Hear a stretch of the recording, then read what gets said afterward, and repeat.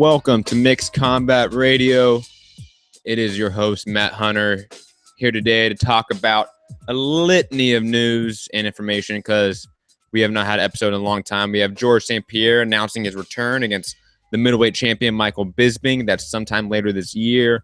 I'm hearing July. That's probably what we're going to get. We obviously have UFC 209, Tyron Woodley versus Stephen Thompson 2 to break down and talk about. And we have, obviously, this coming weekend, UFC Fortaleza, Vitor Belfort versus Kelvin Gastelum.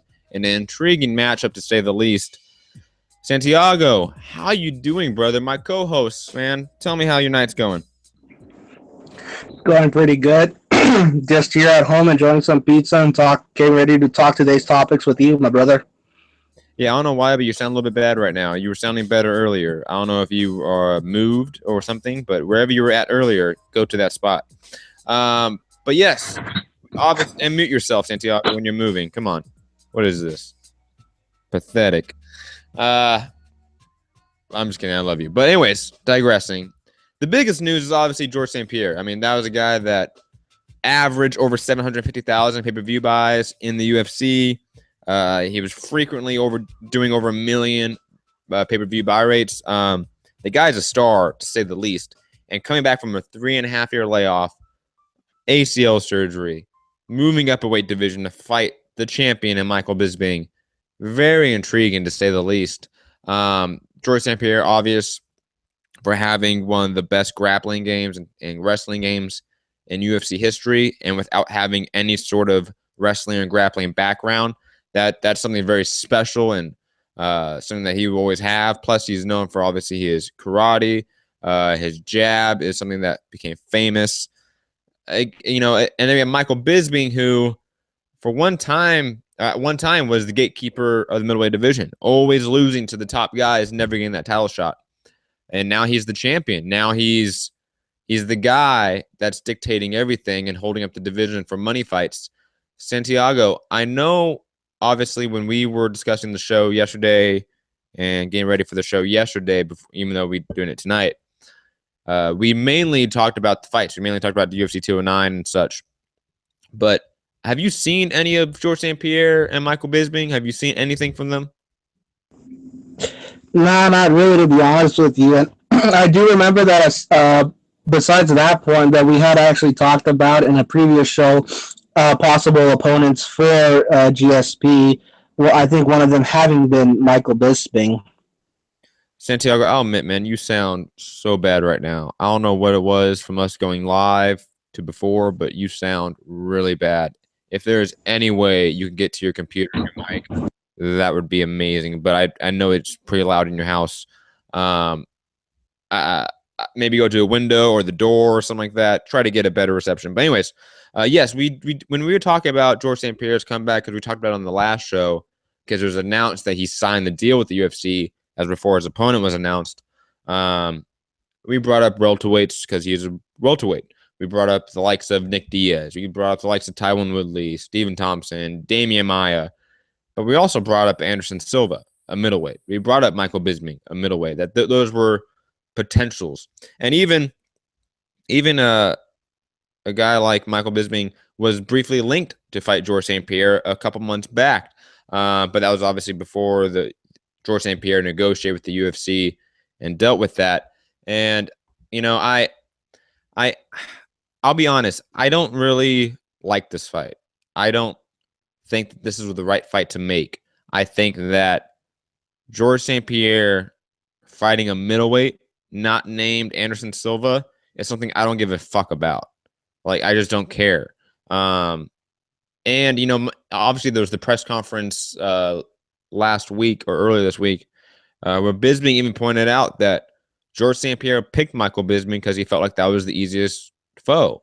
And George St. Pierre obviously denied that. But that was kind of true. That Tyron Woodley, with his massive power and his wrestling credentials, could potentially keep the fight standing and beat up an older George St. Pierre. Damian Maia could submit George St. Pierre. And in all actuality, even though the Nick Diaz, George St. Pierre fight might sell, there's a lot of people I know that are turned off by that rematch. So Michael, and then obviously Anderson Silva was brought up in a sense, in that he's always been brought up with George St. Pierre because Anderson Silva was the long reigning middleweight champion, while George St. Pierre was the long reigning welterweight champion at the same time, and they never fought each other. That was the Mayweather Pacquiao of MMA, as everyone used to say. And that never happened. And I think it still would never happen. For whatever reason, George St. Pierre does not seem like he wants that fight.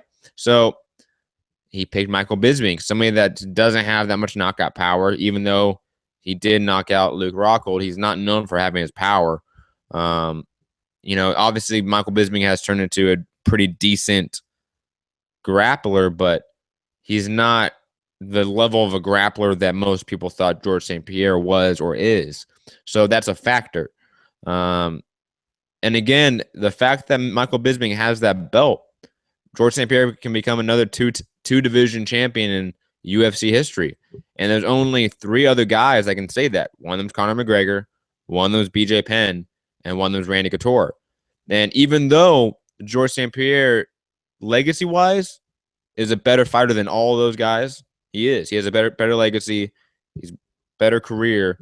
Having that extra belt that from that extra division does do something. It does. Even for the casuals, maybe even for the hardcores that want to dismiss this fight.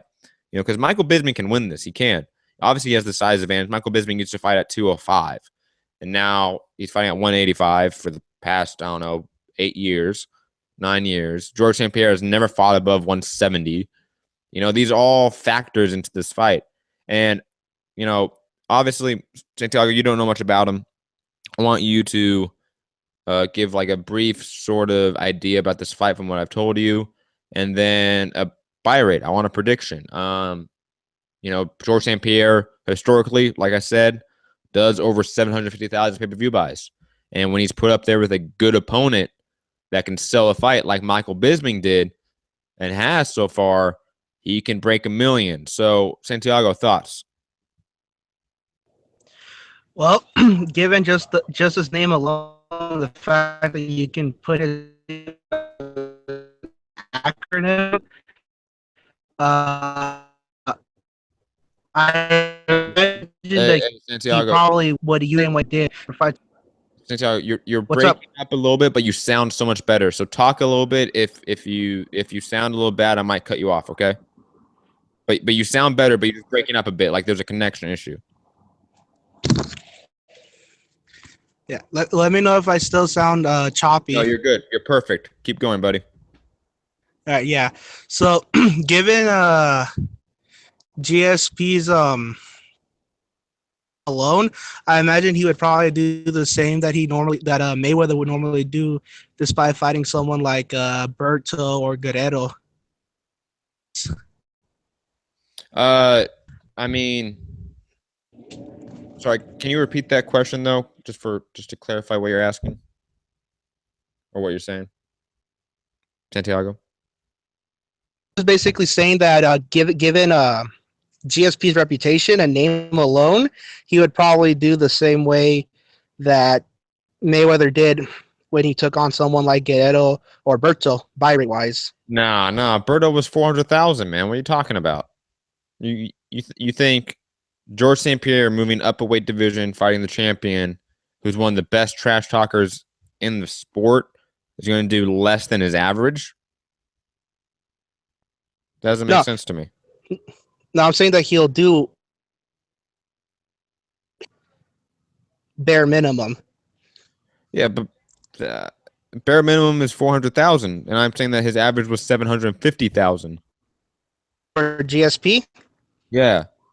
No, that's what I'm saying. That's what he'll probably do. His average. Okay. I'm saying GSP will do his. Oh, okay. I know what you're saying. I think he does a little bit more. I'll be the 3.5-year layoff, like the fact that he hasn't been around. There's going to be tons of promos, tons of things like GSP is back. He's back. And casuals eat it up. I mean, there was a point in time where you can make an argument that GSP was the biggest pay-per-view seller in MMA history. Like, that's not something out of the realm of possibility that you could say that. Now, obviously, Conor McGregor has come in and sort of done things that are just unimaginable. But George St. Pierre was a pay-per-view king. So I can see doing above the average, to be honest. I can see it breaking a million, especially if you stack the card well. But I can see your point. I can see because Michael Bisping has never been a pay-per-view star. I forget what his pay-per-view buy rate was against Luke Rockhold. I want to say it was like, man, like 300, 400,000. Maybe 500,000, but I feel like that's just being way too generous. You know, I can see this fight doing like 800,000 all the way to a million, to be honest. But, what's your opinion about the smaller guy, 3-year layoff, ACL surgery, coming back and fighting a champion above his weight class? I mean, is that ridiculous in your mind? Do you think that's something that he did not calculate right, or do you think that this is a calculated move by GSP and he's picking out the weakest link for the biggest money? Yeah, I would probably bank it that he's probably picking the weakest link for the biggest money. Highest reward, lowest risk. Yeah, I agree. And You know, obviously, we're going to break down this fight more as it goes on. I mean, this is just the initial, like, it's happening. They had a press conference. We got to talk about it. But now we're going to talk about some of the fights that were this last weekend. UFC 209, which was, in all intents and purposes, a dud, unfortunately. There were some good fights on the undercard. But the Tony Ferguson, Khabib Nurmagomedov interim lightweight championship fight that got scrapped literally the day before because of weight cutting, I think took so much wind out of the sails of this event. And I think it will hurt the pay-per-view buy rate at the end, unfortunately. I think that fight was the people's main event. But, we can't dwell on that too long. Hopefully, Khabib Nurmagomedov is healthy. I know, obviously, Tony Ferguson is not happy about this. This is not the first time Khabib has dropped out of the fight against him. And Khabib has talked so much shit compared to Tony Ferguson. I get it. I get why Tony Ferguson thinks this is disrespectful. But, I mean, I've talked on this show. I've talked on TBV a lot about the dangers of weight cutting. And they're real. And Khabib Nurmagomedov having to be rushed to the hospital because of weight cutting isn't something to scoff at. Now, should he have maybe trained better in the 8 weeks before so that didn't happen? Potentially, but we don't know all the circumstances. So I hope he's healthy. I hope there's no long-term effects on his kidneys or livers, because Khabib's good. Khabib could be anyone in that division. Khabib could be the best lightweight in the world right now, and we just don't know it because he's not fighting the best. Tony Ferguson, man, I worry. I feel bad for the guy not getting a big fight because he's like 15-1 in the last 16 fights, and one loss was a controversial split decision. So like the guy has fought everyone, everywhere. So I hope Tony gets a big fight. I don't think it's gonna be Khabib. I think they're gonna have to scrap that and do something else because, like I said, not the first time that Khabib backed out of the fight for injury reasons or health reasons. But Santiago, me and you, we actually watched and sat down and watched Tyron Woodley versus Stephen Thompson. A weird fight, to say the least. A very lackluster fight. I scored it. A very nullified fight. Yeah, it was a fight that, I can see scorecards all over the place. I could, because there's so many uneventful rounds that it was boring. It was. I mean, Stephen Thompson threw nothing. His trigger was gone. Like, it wasn't that he wasn't pulling the trigger; it was just gone. Okay, the trigger on his gun was broken, and he couldn't do shit. And not only that, there was a lot. Go. There was a lot of hesitation to any of the shots he was throwing other than kicks. Like, I remember there was a punch that was clean. He could have landed it, but for some reason he pulled back on it. I don't know if you remember seeing that. Yeah. Well, like, obviously Thompson comes from the point karate system, and that system is so based off of counter striking. So, and Thompson is just the epitome of that. So he is waiting for somebody to throw a punch that he can counter off of. That's what he's waiting for the whole time. And Woodley was smart. He was like, if I minimize my offensive game and output, that also minimizes the chances of Stephen Thompson landing that spinning wheel kick or some shit, because he wasn't able to get a read off of Woodley because Woodley wasn't giving him any information. It was funny because, like, I think I mentioned this when we were watching it, that it looked like Stephen Thompson was in information overload. It looked that, like, for some reason, whatever stimulus he was getting from Tyron Woodley, he couldn't react because there was too much. And you could possibly say the opposite, that he couldn't react because there was so little. There was no stimulus coming his way. So therefore, he couldn't get a read on Tyron Woodley. I don't know. I know we were Patrick Wyman and Connor Rebush from the Heavy Hands podcast. We're talking about this fight, and we even listened to it, me and you. And I forget, man, I'm forgetting it right now. But one of them said basically to the effect that these guys draw the worst from each other. So stylistically, whenever they're going to fight, it's not going to be entertaining. And that happens sometimes, unfortunately. It just does. But I scored I think it was like 48-47 or 49-46 or whatever the fuck it was. I thought Woodley just landed the better shots throughout. And obviously the fifth round was the only entertaining part in the last 30 seconds where he almost finished Stephen Thompson. But yeah, interesting fight to say the least. Any thoughts on this fight, Santiago? Nah, I could understand why they were drawing illusions between this fight and the Danny Garcia Keith Thurman fight, because really it was just a bad mashup of styles. Woodley really won that fight just because he was overall more active. He was starting to come on, but then he would lull there. But even then, he did enough just to win the rounds like that. So it was that there's nothing more to be said about that fight, really. Now let's go to the Alistair Overeem versus Mark Hunt fight. Obviously, at the very beginning, or not the beginning, but during the fight, it was thought of that Mark Hunt broke his tibia. There was a huge gash on his leg. It was leaking blood. It was gut wrenching. But he did good in the fight throughout. I forget what the actual injury is, or if it was just a cut. There was nothing really that came out after that I saw. All that I saw was it was not a broken tibia. But Mark Hunt did good. He obviously was getting outstruck by Overeem because Overeem's just the better technique striker.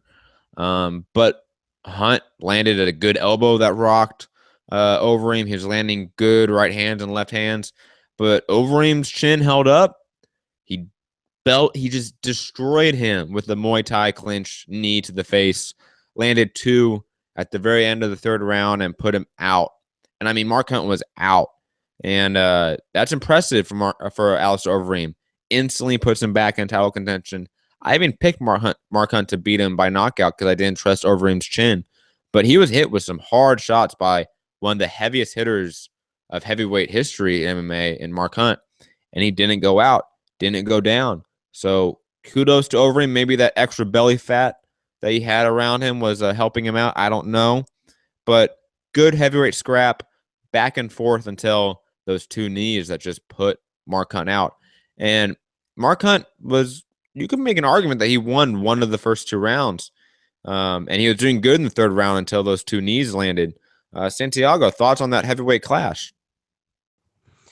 Man, just seeing that them have to work on the cut and the injury on the freaking knee of all, not on the knee, but on the inner right calf of Mark Hunt was painful to watch, and that knockout, Overeem landed on him was just he was out before he hit the ground. In my opinion, it was a good fight. It's obviously the end for Mark Hunt. I really don't have much to say other than what you've pretty much already elaborated on. Yeah, and very quickly, because Mark Hunt is actually in the middle of a lawsuit against the UFC. Interesting, a fighter fighting on a promotion that he is suing at the time. That was just a fascinating story to watch. Going to be interesting to see where that lawsuit goes from here. Man, Mark Hunt, a legend in the game, a legend in kickboxing.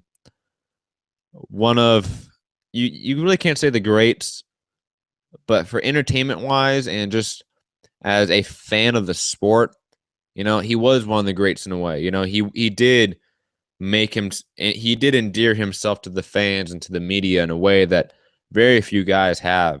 So nothing but credit to Mark Hunt. This could be the end. This could be his retirement. The guy's in his 40s. He's fought everyone. Nothing but love and respect to you, Mark Hunt. We hope you decide whatever you want to do. And Overeem, man, I don't know if he's going to get a title shot next because obviously we have Stipe Miocic versus Junior Dos Santos. I believe at UFC 11 or sorry, to UFC 211 or UFC 210. I forget which pay-per-view event it is on. But Overeem definitely putting himself back into contention. I don't know if he immediately goes back into a title shot. There's only one win after his title loss. I would like to see him get another fight beforehand. I know that I believe Ben Rothwell was supposed to fight. Who was he supposed to fight? But he just got popped for something allegedly, some sort of PED. So I think it was Fabricio Verdum. So Fabricio Verdum has a fight, doesn't have a fight lined up. Cain Velasquez doesn't have a fight lined up. Derek Lewis doesn't have a fight lined up. Francis Ngannou doesn't have a fight lined up. Ton of heavyweights that Overeem can fight in the meantime. That would further put him in contention. Let's go to the last fight we're going to talk about on this card because, again, I didn't think it was that great of a card. And I didn't watch too much of it, to be honest. Just because I was so busy in New York City for the TBV Appreciation Night and the Danny Garcia Keith Thurman fight. But David Timur beat Lando Venata in a really intriguing bout between two strikers of different technique, but they meshed perfectly. That was an exciting scrap. Santiago, as a boxing fan and as a boxing historian, what did you think of these two strikers going at it? One more of a freestyle striker and one more of the traditional Muay Thai striker. What did you think of the fight? I think you saw the representations of styles, their physical abilities. I could see how we're talking about the Venata fight, right? Yeah, the Venata. Yeah, the Venata fight. Yeah, you could see how Venata was letting his body flow with how he set up his offense. He would throw a straight right, and then within that momentum, he would maybe decide to throw a kick or a back fist, or you could see the fluidity to him. Whereas Timur, right? Am I saying that right? Yeah, David. It's either Tamor or Timor, but yeah, close enough. Close enough. All right, I'm just gonna say David, right? David, you could see the technique and the form down pat with him, with the way that he would execute his blows and the way he approached the fight with Venata. But at the same time, you saw the deficiencies between their respective styles. A little bit more punishment than he needed to. His defense wasn't really there, and David purposes sometimes were a little too much on the technique, because there were times where I would see him throw the exact same kick or punch 3 straight times and it wouldn't even land, and then he would just something else. Yeah, I feel like you said it perfectly. The idea that Timur was predictable in nature, that the fact that he was in this fight the fundamental striker, the guy that's methodical, that's going to throw the same 5-punch combinations or striking combinations in just a mixed up order. That's who he was in this fight. And that's actually what I thought won him this fight, was the fact that he was the straighter guy against the guy that was throwing more looping shots in Venata. But it was a very close fight. I thought it was a very hard fight to score. I thought the first 2 rounds were just up in the air. I thought Timur definitely won the 3rd round. I thought Venata was just letting himself get hit too much. And obviously he felt like he could take it. And again, as we were talking about when we were watching the fight live, yeah, you can take those fights and that's take those punches and kicks and that's impressive, but they still score. And when you're not throwing back enough, you're losing by points in that way. I still think Venata is a super prospect. He had the grappling advantage in that fight too. He definitely could have took him down and submitted him, but he decided to stand and bang, as they say, and he lost. Very close decision. I think both guys are good prospects at the lightweight division. The lightweight division is just so stacked. 155, it's the murderer's row. I'm going to get quickly to UFC Fortaleza, Vitor Belfort versus Kelvin Gastelum in a very, very intriguing fight. Vitor Belfort, obviously the legend in this fight, the guy that's been around forever, fought at heavyweight, was the youngest UFC tournament winner. I think he was like 20 at the time when he won the UFC tournament.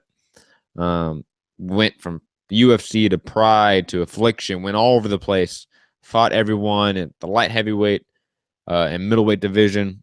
A true legend in the game, Vitor Belfort, even though the guy's a cheat. The guy's been caught with PEDs more times than I can count, unfortunately. But he always brings it, always exciting. His explosive boxing hands. He has the Amir Khan quickness with his hand speed, but he has that Manny Pacquiao power. You know what I'm talking about, Santiago?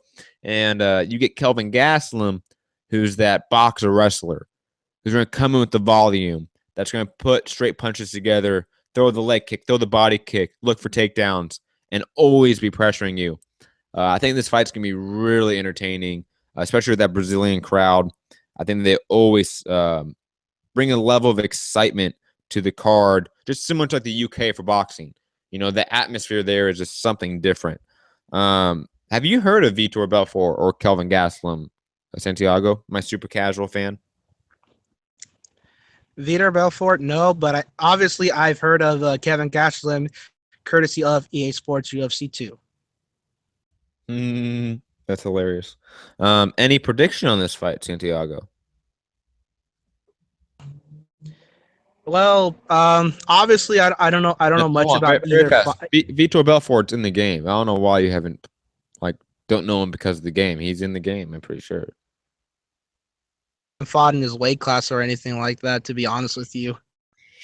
Ridiculous. Anyways. Yeah. But obviously I don't know too much about these guys. I do know a little bit about Kelvin Gastelum, but aside from that, it's kind of like I guess given that he's been out of the game since October of 2016. For Vitor or Kelvin? Vitor. Yeah, he's been out for a bit. He doesn't look too good. He may be past the hill. Yeah, so I would probably have to side with Kelvin Gastelum due to the inactivity for Vitor. Yeah, Kelvin Gastelum. Yes. I'm going to pick Kelvin Gastelum, even though he is the smaller man in the ring or in the cage. Vitor Belfort is much bigger than him. I think Kelvin Gastelum just younger. He's faster in a sense, especially with his footwork. His volume is just another presence. And any time Vitor Belfort in the last, I would say, 3 or 4 years gets taken down, he loses by TKO in the next minute. I truly do think Vitor is gone. I think this is a great fight for Kelvin Gastelum to win and sort of propel himself by a big name. The co-main event on the card is Edson Barboza versus Beneil Dariush. Fantastic lightweight bout. Edson Barboza, one of the best Muay Thai strikers in MMA right now. One of the few guys to get multiple TKO finishes from leg kicks. One of the few guys to do that multiple times in MMA history. And plus, obviously known for the spinning wheel kick against Terry Edom. And obviously Terry Edom, if you haven't heard, threw himself in front of a car and is in the hospital. So he prayers and best wishes to Terry Edom as we hope him the speedy recovery. But Edson Barboza, brutal Muay Thai fighter. Again, never seeming to get over the hump, but he seems to be putting it together against Beneil Dariush, a true prodigy when it comes to grappling, who has tried to get his striking game on that level. I'm going to pick Edson Barboza slightly. I always feel like whenever he reaches these sort of fights, Edson Barboza just falls off. There's something that happens. Famously, he got knocked down by a jab by Donald Cerrone and got choked out. And that was like, come on, Edson, like you're a Muay Thai striker. That shouldn't be happening. And then he's been in wars with guys like Tony Ferguson. So Edson Barboza, such a weird case, but the athleticism, the explosiveness, the striking, it's so great. I think he's going to finish Beneil Dariush with a kick, either a body kick or a head kick. Any thoughts on this fight, Santiago? Did you play with them on the EA UFC game? I did encounter him in the game. I had Who? heard of the name Barbosa. Okay. And I had heard of him prior to the game. Actually, I'd known the name. I just never really knew who he was outside of the fact that he was a mixed martial artist. So I'd have to side with him just because I've heard his name over the other guys. Always taking my pick, Santiago. Psh. Making Enrique Casual look like a hardcore over here. I'm just Mauricio Shogun Hua, one of the best light heavyweights of all time in MMA, is fighting Gene Vellante, one of Chris Weidman's training partners, and a guy who's never really passed that prospect stage. This is one of those fights where if Shogun looks bad, he's officially done. And I'm even going to pick against her, Hua at this point, Mauricio Hua. I don't think Shogun can win at this level anymore. Same with Vitor Belfort. I just think that their era is done, unfortunately, and we're going to see potentially two legends get brutally beat up. I think Vellante is going to make it a little bit ugly. I think he's just a little bit faster on the feet at this point. He's going to stick on the outside, not really want to engage, look to grapple. Even though Shogun is a great grappler, he is just so athletically a shell of himself now, with all the injuries, that I just do not feel like Shogun can match Vellante at anything at this point, unfortunately. Skill-wise and technique-wise, Shogun is obviously better, but you're so worn down, I can't pick you, unfortunately. It's sad. Again, if Shogun went out there and won in front of a Brazilian crowd, good for him. Retire right there. But man, I am worried about Shogun, who similar to how I'm worried about Vitor Belfort. These old guys fighting long past their primes. It's always rough to see. Have you heard of Shogun Hua at all, Santiago? I had actually. I have heard of Shogun Hua, and for a little before the first EA Sports game, actually. Yeah, you broke up a little bit right there, but we got the gist of it. Yeah, Hua used to fight in Pride back in the day in Japan, and he fought like Rampage Jackson, who got famous off the A-Team movie. He fought guys like Chuck Liddell. He fought all those guys back in the early to mid 2000s. So Hua is a legend, and I'm not surprised you've at least heard of him. Are you picking in the fight, though, or are you going to go with the younger guy, but the unproven guy in Vellante? Well, based on how you described the current state, he inclined to side with the younger, fresher guy, just because he sounds like in the same position that George Foreman was when he first made his comeback, trying to fight again for a world title. Yeah, I agree. So, like, if he wins, kudos to him. He had his George Foreman moment, but like, other than that, it's like figure out when to call it. It just looks really bad when you see these guys way past what they used to be able to do, all their capabilities, and they're just nothing more than a shell of what they used to be. Agreed. It is very sad. And we're going to get through these prelims really fast because I can almost guarantee you haven't heard of them. But once I get through it, Santiago, if you want to make any thoughts, feel free. Francisco Trinaldo is fighting Kevin Lee. I love this matchup. I used to be really high on Kevin Lee. I thought that he had the wrestling background and foundation to compete at lightweight. And plus, he seemed to have fast hands, seemed to have power in those hands. It was all about if the technique can match the athleticism. He has stumbled here and there. I don't know if this is a really tough fight for him because Francisco Trinaldo, even though with his age, Trinaldo is a fantastic fighter. His grappling is tremendous, either at nullifying another person's grappling or by advancing to a submission and top control and advancing to full mount. He is just phenomenal at that. He has massive power in his hands.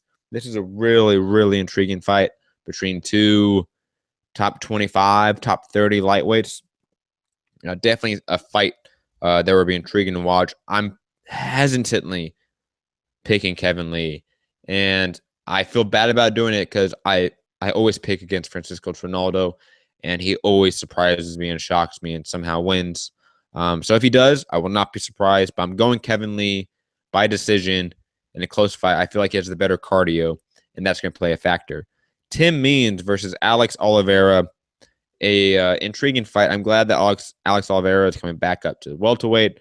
That quick fight down at lightweight was so bad for him. You can tell that the weight cut was just horrendous. I'm going to pick Tim Means to win, though. I think he is just the more grueling fighter. He's going to get on the inside, use the clinch, elbow him to death. But Alex Oliveira is so powerful, so strong, so explosive, and his Muay Thai is pretty good as well. This is another intriguing matchup that is really hard to pick, but I am picking Tim Means slightly. I feel like the Brazilians are going to have some trouble on this Brazilian card. Josh Berkman versus Michael Prazeres. I've not really seen Michael Prazeres, to be honest, so I'm going to pick Josh Berkman, even though he has not looked that good since his comeback to the UFC from the WSOF. He definitely seems to just athletically not have it anymore. The weight cut to 155 seems to be way too much for him. Those are concerns. But I haven't seen Michael Perez's. I don't know what he looks like. I cannot pick him against the veteran of Josh Berkman, who's fought so many great welterweights and lightweights. I got to pick Josh Berkman. Beche Carrera, who was famous for getting knocked out by Ronda Rousey, has actually looked pretty good as a recent memory in history, having a bounce back win since that fight.